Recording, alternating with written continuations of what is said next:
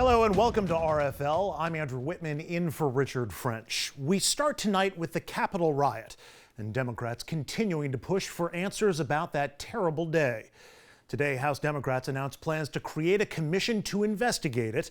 Speaker Nancy Pelosi issuing this statement, quote, "It is imperative that we seek the truth of what happened on January 6th with an independent, bipartisan 9/11 type commission to examine and report upon the facts, causes, and security relating to the terrorist mob attack."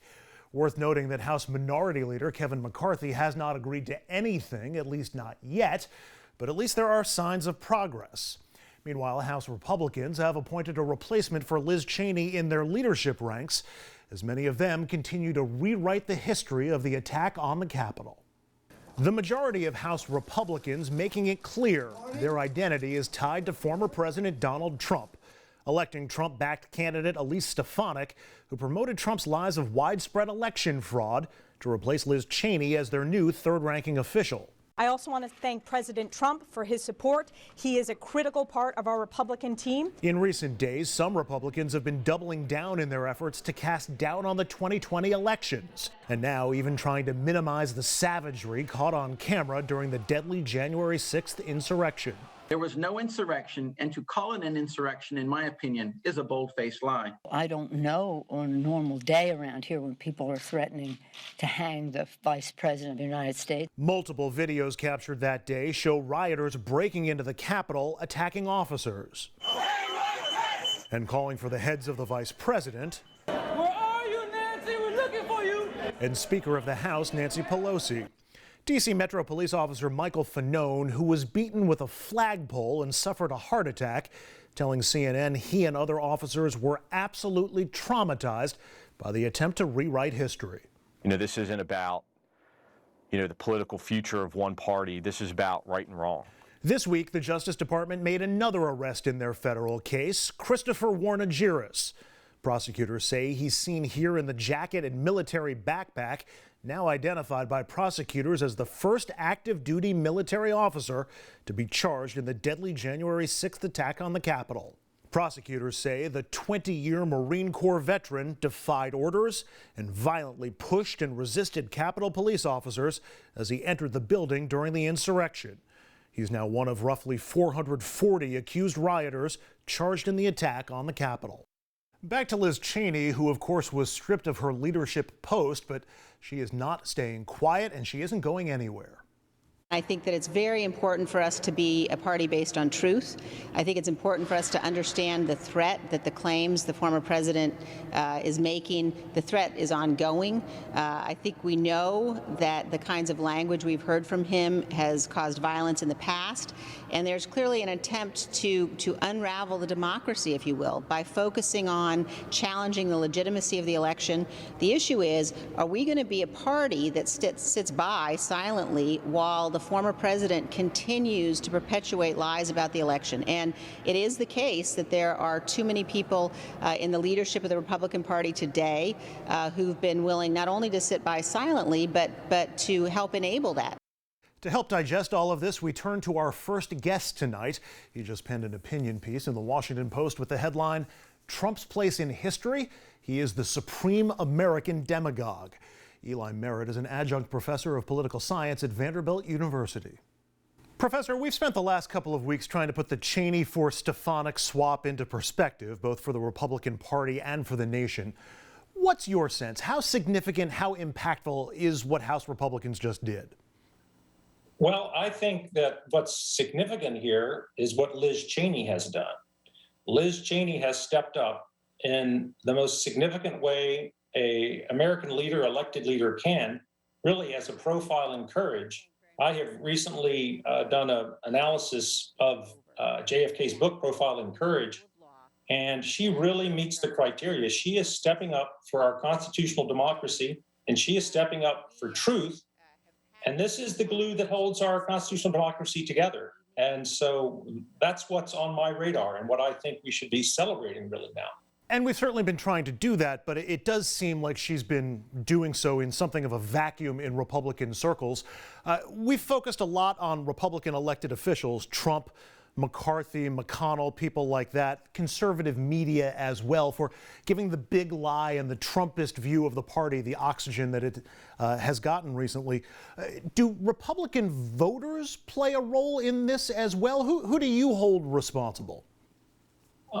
This is a complicated question. I'll again suggest that if I can borrow once again from John F. Kennedy, we have the profiling courage, which is a very rare politician in a political party. And then he describes the other dominant thing you have is the profile in conformity. So I think that's what we're seeing in the Republican Party. And I think a lot of us can stand outside of it and find it to be remarkable that there would not be hundreds or dozens of Liz Cheney characters. But history really demonstrates that a number of critical forces acting on those members of a political party, I'm referring to the political leaders now, are really overwhelming. And that is their fear of rejection and ostracism from their group, the party, their fear of loss of really love and support from their constituents, and then, of course, their fear of loss of re-election. I don't hold the voters responsible because we elect elected officials to be leaders. And the first and foremost part of being a leader is adhering to the truth. Was reading through your recent LA Times op-ed. In it, you called Trump the ultimate American demagogue, and you said he's not going to go away.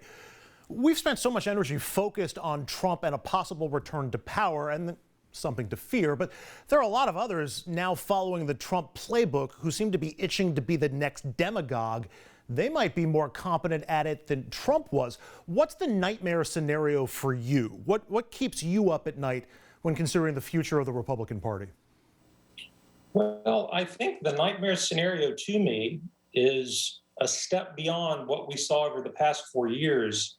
Demagogues go into many levels of government, and it's been well known the most perilous has been if you get into the White House, into the Oval Office. And so the nightmare scenario to me is that we get another demagogue into the White House, whether, to be fair, whether Republican or Democrat. And the way I view what a demagogue does in the White House, and the most powerful post not only in the country and the world, is they take a sledgehammer to the critical pieces of the puzzle that hold a democracy together.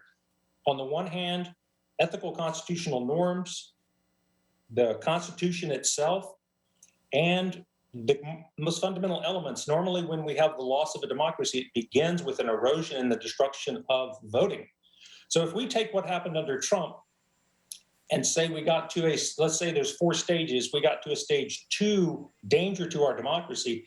If it's pushed further and we do not have in the Republican Party those that align with the Constitution and the rule of law, then we can fall into really a bloody crisis in our country. I think we would recover, but that would be my nightmare scenario.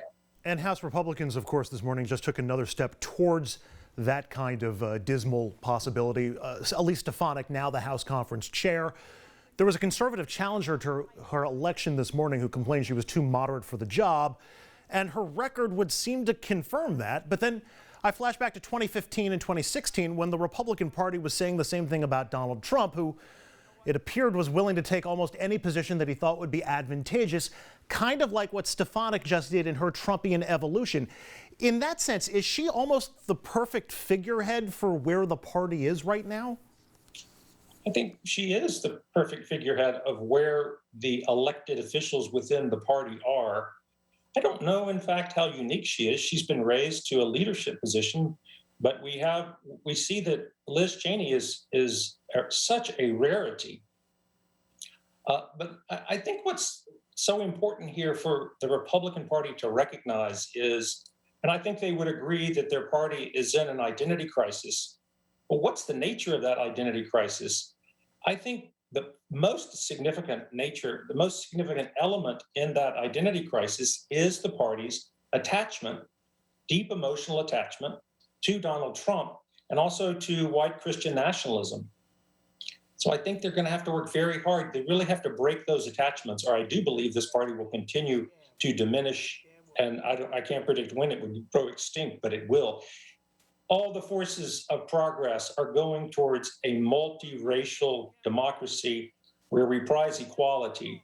And the attachment to Trump is the number one thing that must be broken. And so that's why in this piece that I've most recently written, I try and generate a manifesto, less for myself than for future historians, who confirm to current Republicans that they're not only on a path that's destructive to our constitutional democracy, but that there is no doubt, Trump is really going to become the superstar in the Demagogue Hall of Fame, and their names are going to be dragged into that mud permanently with them. So there's more than one good reason for any Republican leader who's sitting on the fence. Let's say it's between, do I keep with Trump or do I follow Cheney into that painful pathway of profile and courage? I hope this piece would just do something small to help them make the right choice. What Republicans have to do is simple, and this is not the voters, it's the elected officials.